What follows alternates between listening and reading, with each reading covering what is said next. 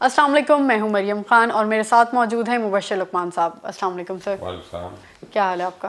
अल्लाह का शुक्र। Army chief ने कहा है कि जो मौजूदा खिते की सूरत हाल है उसके तनाजुर में जंगी तैयारियों को ज़्यादा करना पड़ेगा। तो इस बयान की आज अहमियत कुछ ख़ास हो सकती है?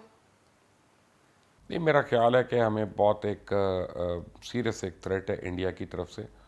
और इंडिया दो तरफ से कोशिश कर रहा है, एक तो खुद से करने की, दूसरा अफ़गानिस्तान के थ्रू हमें सैंडविच करने की। तो पाकिस्तान को और पाकिस्तान की डिफेंस फोर्सेस को बहुत उनके ऊपर कठिन टास्क है। और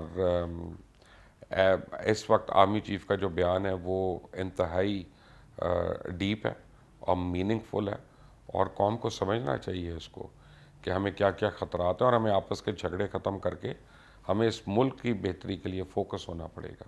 चीन ने भी कहा है सर कि भारत की जो गलत फहमी है उसको हम अमली इकदाम में तब्दील करेंगे, और जो जो जो कल फायरिंग हुई है उसमें मुलव्विस है उनको या तो अंजाम पे पहुंचाएं, वरना फिर हम जो करेंगे वो फिर आप उसको नहीं रोक तो सकते। चाइनीज़ को बता दें कि वो तो कुछ नहीं कर रहे। अब आप बताएं आपने क्या करना है। हम तो वेट कर रहे हैं यहाँ पे बड़े दिन से, हमें तो रोज़ फायरिंग हो जाती है, रोज़ बंद हो जाती है। क्या उन्होंने जब वो तीर चलाएंगे, या वो कहते हैं पंजाबी में चंद चढ़ेगा तो सारे देख लेंगे, तो हम भी देख लेंगे, आप भी देख लेंगे, लेकिन चाइनीज़ ने छोड़ना नहीं है इंडिया को। ये आज होता है, ये अगले महीने होता है, ये एक साल के बाद होता है, ये मुझे नहीं पता, लेकिन ये होना है। और ये इंडिया की है गलत फहमी कि they will get away with it this time, not this time. Sir, UAE और इसराइल का जो अमन मुआहदा है वो 15 सितंबर को वाइट हाउस में उस पर साइन होंगे। तो जो यूएई के फॉरेन मिनिस्टर हैं वो जाएंगे उसके लिए। तो लोग सवाल उठा रहे हैं कि मोहम्मद बिन जायद क्यों नहीं जा रहे? Actually foreign minister by designation जो होता है ना किसी भी मुल्क में, वो is right after the prime minister. और वो कोई छोटा लेवल नहीं है जाने का। मेरा ख्याल है कोई पर्सनल रीज़न हो सकता है, सेहत की ख़राबी हो सकती है, कोई और रीज़न हो सकता है, कोई ट्रैवल पे प्रॉब्लम हो सकती है। जैसे आप होता है कि आपकी तबीयत नहीं ठीक तो आपको ट्रैवल करने में दिक्कत है। बहुत रीज़न्स हो सकते हैं इसका, कोई मुझे पॉलिटिकल रीज़न नहीं समझ आता। ये तो F-35 की वजह से तो जी, नहीं हो सकता? F-35 की नहीं नहीं डील नहीं, की वजह। F-35 मिलने हैं यूएई को, ये मैं आपको आज बता दूं और आपके नाजरीन को भी बता दूं। F-35 मिलने हैं यूएई को। और यूएई इस रीजन में इसराइल के बाद दूसरा मुल्क होगा जिसको F-35 मिलेंगे। और लेकिन ये खबर मैंने कल ब्रेक की थी ट्विटर पे, ये वाइट हाउस वाली 15 तारीख की। तो मैंने उस वक्त भी देख लिया था, और नेतन्याहू को मैंने एक सवाल भी पूछा था, वो नेतन्याहू ने उसका जवाब नहीं दिया मुझे। मैंने पूछा था सर, जब आप वो साइन करके वापस आ जाएंगे तो आपके ख़िलाफ़ करप्शन की इतनी आवाज़ उठ रही है, तो क्या आप स्टेप डाउन करेंगे और चार्जेस को फेस करेंगे? और बाय द वे करप्शन नहीं, सिर्फ इलेक्शन के रिगिंग की भी वहाँ पे चल रही है उनके ऊपर, कि उन्होंने इलेक्शंस को भी रिग किया। तो मुझे लगता है अब इसराइल में भी एक हमारे मियाँ साहब हैं वहाँ पे जो अपनी मर्ज़ी कर रहे हैं, उन पर हर किस्म का इल्ज़ाम लग रहा है। तो नेतन्याहू के तो दिन मुझे थोड़े लगते हैं, और उसको तो अपने उसके कौम वाले जो हैं वो उठा के बाहर फेंकेंगे before anybody else does it. Sir, इस डील का जो क्रेडिट है वो बेसिकली हम देख रहे हैं कि ट्रम्प बहुत ज़्यादा हाईलाइट हो रहे हैं, और इस सेरेमनी की भी जो सेरेमनी जो लीड करनी है वो ट्रम्प करेंगे। बात यह है तो कि the bigger the ocean the stronger the wave, the smaller the ocean the smaller the wave. लेकिन अगर एक्चुअल क्रेडिट है तो यूएई की क़यादत का है, क्योंकि सारा रिस्क पोर्टफोलियो तो उनका है ना, रिस्क फैक्टर तो उनका है, बुरा भला तो उनको कहा जा रहा है, मतलब परस्त उनको कहा जा रहा है। आप देखें गैस पाइपलाइन में धमाके हुए तो लोग कहना शुरू हो गए कि ये दहशत गर्दी की अलामात हैं, जो अबू धाबी में हुआ। तो रीजन में जो फॉल आउट है वो तो यूएई को फेस करना है उसका, और उसको जो कंट्रोल करना है वो भी उनको करना है। अगर अब पूरी अरब वर्ल्ड को लीड करना है उस साइड पे तो वो यूएई को करना है। तो यूएई के स्टेक सबसे ज़्यादा हैं, और मेरा ख्याल है कि मोहम्मद बिन जायद जो हैं ये उनका क्रेडिट है सिंगुलरली। और मैं तो ये समझता हूँ कि अब he will be a very strong contender for Nobel peace prize, क्योंकि इससे बड़ी पीस डील तो इस सदी की नहीं है ना। तो मेरा ख्याल है कि अब वो ही be a very major contender. Trump तो एक शोधा आदमी है, और वो हर कभी उछकल होती है तो कोई कह देता है उसको, आपका पता चलेगा वो आपके ऊपर भी ट्वीट कर देगा कोई, Mariam Khan said this and I don't buy it, you know. वो तो उसको आदत है रेडिक्यूल करने की लोगों को, लेकिन आई थिंक ये इसमें यूएई का बहुत बड़ा क्रेडिट है और किसी हद तक इसराइल का भी है कि अगर वो मान जाते हैं कि फ़लस्तीनियों की आबादियों पे कब्ज़ा नहीं करेंगे और मज़ीद फ़लस्तीनियों को शहीद नहीं करेंगे, तो बहरहाल ये क्रेडिट तो होगा ना।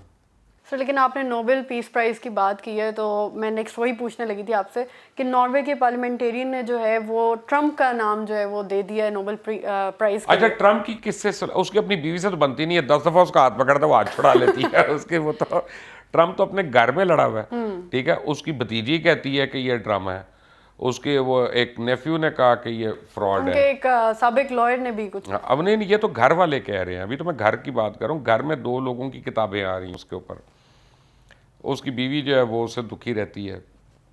ट्रम्प ने तो पीस किया नहीं ना कहीं, ट्रम्प ने तो लड़ाई की है, झगड़े किए हैं या इन्फ्लेम किया है लोगों को। ये तो जो देखें उस ईंधन में जल रहा है उसी का क्रेडिट होगा ना। ये ट्रम्प तो 7,000 मील दूर बैठा हुआ है, उसको क्या है इस पीस से, सिवाय इसके कि अपने वेपन्स और बेचने या कम बेचने, जो भी है उसका तो ये है ना। तो वजह है कि मेरा नहीं ख्याल कि ट्रम्प क्वालिफाई करेगा, किसी भी तरह नहीं क्वालिफाई करेगा। नोबेल पीस प्राइज़ वाले जजेस जो है ना वो पहले कोमा में चले जाएंगे जब उन तक ये नाम आएगा। तो बिल्कुल ठीक है। भारतीय अफ़गान सदर में जो है एक फ़ौजी 38 साल फ़ौजी ने ख़ुदकुशी कर लिया और वो जो है नेपाली गोरखा था। और इस ख़ुदकुशी को जो है देखा जा रहा है तो समझ नहीं आ रही कि ख़ुदकुशी है या मुझे समझ मर्डर आ है। रही है क्योंकि मेरी चुड़ैल वहाँ पे गई भी थी ठीक है। और उसने मुझे बताया था कि ये इस गोरखे के ऊपर ये इल्ज़ाम था, क्योंकि नेपलीज इसका बैकग्राउंड है, कि ये सदर साहब को कत्ल करने आया था और फिर उसको गार्ड्स ने मार दिया और इसीलिए इसको हश-हश कर रहे हैं। लेकिन ऑन अ फ्लिप साइड ये 70वीं खुदकुशी है फ़ौज के अंदर, इंडियन आर्मी के अंदर पिछले 3 महीने के अंदर, और 29 तो उनके सोल्जर्स कर चुके हैं और 17 उनके फ़ौजी अफसरान कर चुके हैं। यानी वहाँ पे डिप्रेशन इतनी ज़्यादा बढ़ गई है कि उनसे कुछ इजहार नहीं हो रहा उसका और वो बार बार खुदकुशियाँ कर रहे हैं। और ये जो था ये देखे ना आप, श्रीदेवी के मर्डर को छुपाया, सुशांत के उसको छुपाया, और चीज़ों को छुपा रहे हैं, एंड में पता चलता है कि क्या हो रहा है क्या हो रहा है। ये खुदकुशी ऐवान सदर में एक आदमी पोस्टेड है, वो आर्मी ऑफिसर है और वो वहाँ खुदकुशी क्यों करो, घर जाके कर ले, चलो ज़रा कन्वीनियंटली बिस्तरे पे लेट के कर ले। नहीं नहीं नहीं, स्टेटमेंट देनी है कि गोलियां अपने आप को मार ली, ये क्या, क्यों गोलियां मारेगा अपने आप को। तो obviously there is more to it than meets the eye. आपको लगता है इस पे कोई देखें इन्वेस्टिगेशन होगी? नेपाली जो है वो इन्वेस्टिगेशन तो हो रही होगी और अंडर हैंड हो रही होगी। नेपाली जो है उन्होंने तो ओपनली मोदी को चैलेंज कर दिया, उन्होंने तो नेपाल का नक्शा नया दे दिया, उन्होंने तो एंटी इंडिया गाने अपने FM रेडियो चैनल्स पर लगाने शुरू कर दिए हैं, उन्होंने तो इंडियन जो बॉलीवुड का सारा मटेरियल उसको ब्लॉक कर दिया नेपाल में आने से।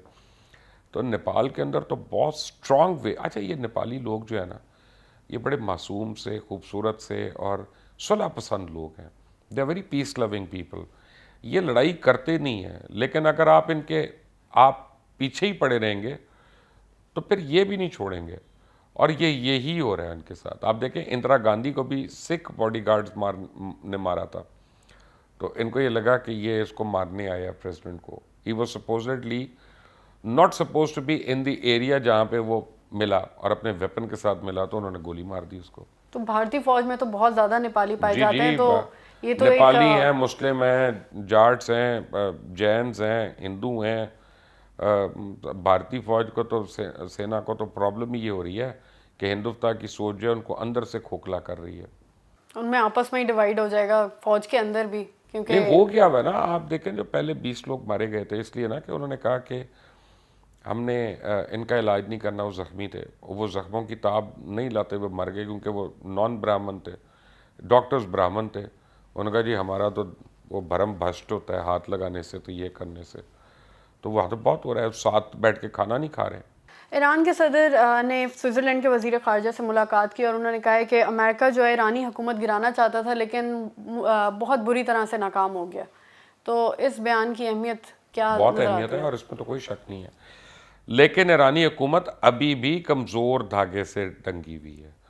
ईरानी हुकूमत इतनी कोई स्टेबल नहीं है जितना को लोग समझ रहे हैं उसको। There is a lot of political uprising going on in Iran, क्योंकि ईरान के अपने अंदर लोग जो है वो अपने सदर को और हुकूमत को ब्लेम करते हैं जनरल सुलेमानी के कत्ल के लिए। और उनका ही ख्याल है कि जनरल सुलेमानी इतने पॉपुलर हो रहे थे कि ईरानी सियासतदानों को बारे नहीं पड़ता था उनकी वो पॉपुलैरिटी।